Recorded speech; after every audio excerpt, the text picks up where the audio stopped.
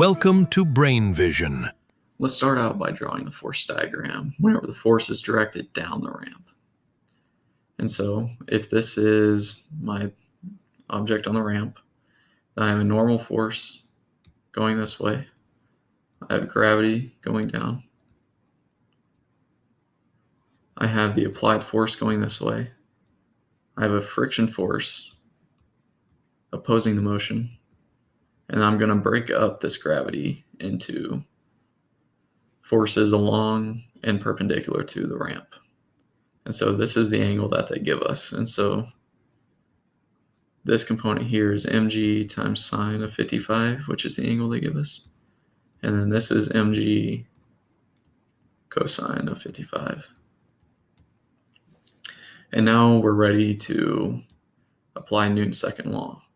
This is my coordinate system, by the way. It's positive x goes down the ramp and positive y goes upwards from the ramp. So the sum of the forces in the y direction equals 0, since the acceleration in the y direction is 0. This implies that the normal force is equal to mg cosine of 55, since those two forces are the only forces in the y direction. Now, plugging in values here, I get that the normal force is 56.21 newtons. And then when I plug this in to find the friction force, I get that it's equal to the coefficient of kinetic friction, since the box is moving, times the normal force, which I should be consistent and indicate by a lower n, as I did here. And then when I plug this in, I get 16.86 newtons. Now I'm going to apply Newton's second law in the x direction. In this case, there is an acceleration, so it's not equal to 0, it's equal to mass times acceleration. Plugging in all the forces in the x direction, I get positive F plus positive x component of weight, or of gravity, I should say, minus the friction force, because it's in the negative direction. And it's equal to mass times acceleration in the x. We're solving for the acceleration. We just found the friction force.